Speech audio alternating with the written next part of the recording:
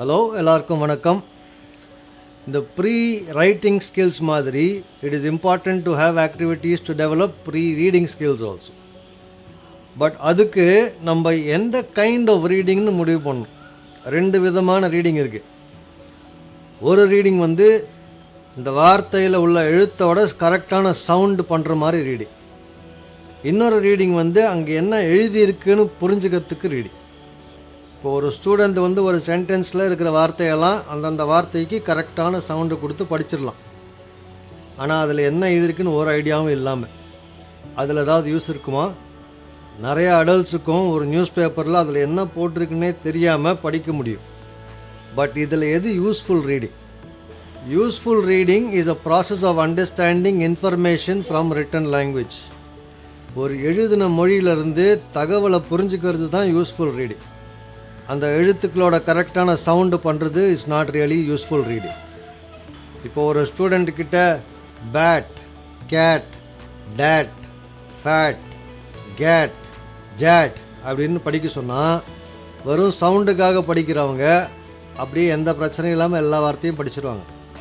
புரியறதுக்காக படிக்கிறவங்க டேட்டா அப்படின்னு கேட்பாங்க. கேட்னா என்னது, ஜேட்னா என்னது அப்படின்னு கேட்குறவங்க புரியறதுக்காக படிக்கலாங்கன்னு அர்த்தம். ஒரு வார்த்தை புரியலன்னா they will stop. This is the problem of learning with the old phonic system of reading. B-னா B, C-னா K, அந்த சவுண்டை வச்சு சும்மா படிச்சிருவாங்க. But the purpose of reading is not served. That is why it's important for a child to start learning to read with a purpose. என்ன பர்பஸ்க்காக படிக்கிறோம் தெரிஞ்சு கற்றுக்கிறது is useful learning to read. அதுக்கு என்ன தேவைன்னா they have to start reading words which are familiar to them. அவங்களுக்கு தெரிஞ்ச வார்த்தைகளாக, அவங்களுக்கு தெரிஞ்ச சென்டென்சஸாக படித்தானா இது எனக்கு தெரிஞ்ச வார்த்தைன்னு படிக்கும்போது அந்த படிக்கிறதுக்கு ஒரு மீனிங் இருக்குது. if they read their name, that is more useful. அது பெரிய காம்ப்ளிகேட்டட் நேமாக இருந்தாலும் இது என் பேர் நான் படிக்கிறேங்கிற ஃபீலிங் வரும். ப்ளஸ் அந்த எழுதின தகவலை தெரிஞ்சுக்கிறதுக்கு ஒரு அவசியம் இருக்கணும். இது எனக்கு படிக்கணும், என்ன எழுதிருக்கு தெரிஞ்சுக்கணும் அப்படின்னா படிக்கிற இன்ட்ரெஸ்ட் வரும். So which is why story is useful. இந்த கதையில் என்ன ஆச்சு, I want to know the story. So then இதில் படித்தேன்னா எனக்கு தெரியும். So then that creates an interest for them to read. சும்மா அந்த சவுண்டு கரெக்டாக பண்ணுங்கிறதுக்காக படிக்கிறதுக்கு அவங்களுக்கு இன்ட்ரெஸ்ட் வராது. அது அப்படியே வந்தாலும் இட்ஸ் வெரி ஷார்ட் டைம். அந்த ஃபஸ்ட்டு டைம் படிக்கும்போது என்னாலையும் படிக்க முடியுதே அப்படிங்கிற ஒரு இன்ட்ரெஸ்ட் வரும். அது சீக்கிரம் அந்த இன்ட்ரெஸ்ட் போயிடும். ஏன்னா அப்புறம் எதுக்கு படிக்கணும், படிக்கிறதுக்கு ஒரு ரீசன் இல்லாமல் போயிடும். But our goal should be to create an interest for reading. அவங்களுக்கு படிக்கிறதுனாலே should be an interesting activity.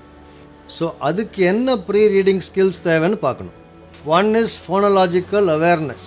அப்படின்னா அந்த மொழியில் என்னென்ன சவுண்டு வரும், என்னென்ன வார்த்தைகள் வரும், வாட் சிலபிள்ஸ், வாட் சவுண்ட்ஸ், எந்த வார்த்தை ரைம் ஆகுது, எது ஒரே சவுண்ட்லேருந்து ஆரம்பிக்குது, the ability to identify and hear the sounds of that language. அப்புறம் ஒகேபுலரி, அந்த லாங்குவேஜில் என்னென்ன வார்த்தைகள் இருக்குது. The more number of words they know, the more they will be able to read that language. அந்த மொழியில் நிறையா வேர்ட்ஸ் தெரிஞ்சுக்கணும். இதில் வேர்ட்ஸ் மட்டும் தெரிஞ்சால் போகாது, அந்த வேர்ட்ஸை புரிஞ்சுக்கிறதுக்கு தெரியணும். அந்த வேர்ட்ஸில் ஒரு சென்டென்ஸ் பண்ணால் I should be able to understand. So we call that comprehension. Another skill which helps is sequencing. லாஜிக்கலாக எதுக்கப்புறம் என்ன வரும். ஒரு வாழைப்பழத்தை உரித்தேன், கட் பண்ணினேன், அப்புறம் சாப்பிட்டேன். So they know what sequence, எதுக்கப்புறம் என்ன வரும். அந்த திங்கிங் இஸ் ஆல்சோ யூஸ்ஃபுல். இதிலிருந்து story narration ability, the skill to tell a story. இதனால் இன்னொரு skill call prediction comes.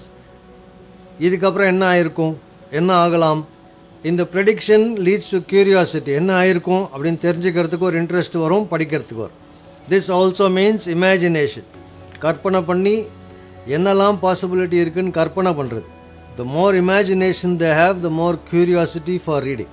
Then they also need to have print awareness, which is படிக்கக்கூடிய content பிரிண்டில் இருக்குது அப்படிங்கிற அவேர்னஸ் வரும். ஸோ இந்த புக்கு படித்தா இந்த புக்கில் அந்த கதை இருக்குது. If I know these are all printed material for me to read, then opportunity for reading. இதிலிருந்து தான் ரீடிங் ஹேபிட்டுங்கிறது ஒன்று வரும். So these are some of the skills. இந்த ஸ்கில்ஸ்க்கெல்லாம் மேலே ஒரு இன்ஸ்பிரேஷனும் வரணும் படிக்கிறதுக்கு.